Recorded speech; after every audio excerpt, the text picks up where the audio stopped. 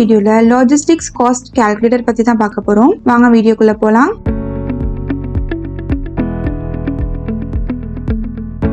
இங்க பாருங்க, நமக்கு ஒரு இன்புட் டேட்டா இருக்கு. இது எதை பத்தினதுன்னா ஒரு டிரான்ஸ்போர்ட் வந்து டோட்டலா நமக்கு எவ்வளவு எக்ஸ்பென்சஸ் ஆயிருக்கு அப்படிங்கறது தான் பார்க்க போறோம். எக்ஸல்ல இதை எப்படி பார்க்கலாங்கிறத இந்த ஒரு ஃபார்முலா யூஸ் பண்ணி பார்க்கலாம். இப்ப ஃபியூல் காஸ்ட் எப்படி கண்டுபிடிக்கலாம் அப்படின்னா ஈக்குவல் ஃபர்ஸ்ட் நம்ம டிஸ்டன்ஸையும் டிவைடட் பை ஃபியூல் எஃபிஷியன்சியும் டிவைட் பண்ணிரணும். தென் இன்ட்டு இந்த ஃபியூல் காஸ்ட்டை நம்ம மல்டிபிள் பண்ணிக்க போறோம். என்டர் கிளிக் பண்ணிக்கலாம். தென் டிஸ்டன்ஸ் கண்டுபிடிக்க போறோம்.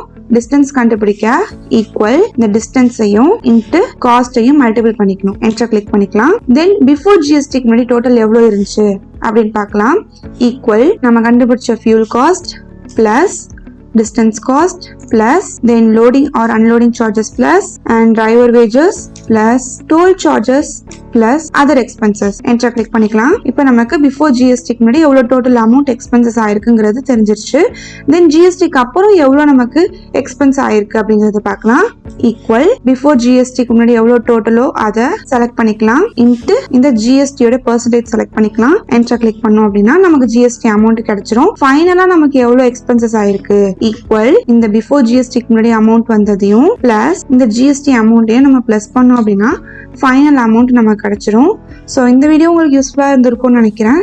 இந்த மாதிரி நிறைய யூஸ்ஃபுல்லான வீடியோஸ் வேணும்னா நம்ம பேஜை மறக்காம ஃபாலோ பண்ணிக்கோங்க. அண்ட் இந்த வீடியோவை மறக்காம சேவ் பண்ணிக்கிட்டு இதை பற்றி தெரியாத எல்லாருக்கும் ஷேர் பண்ணிடுங்க.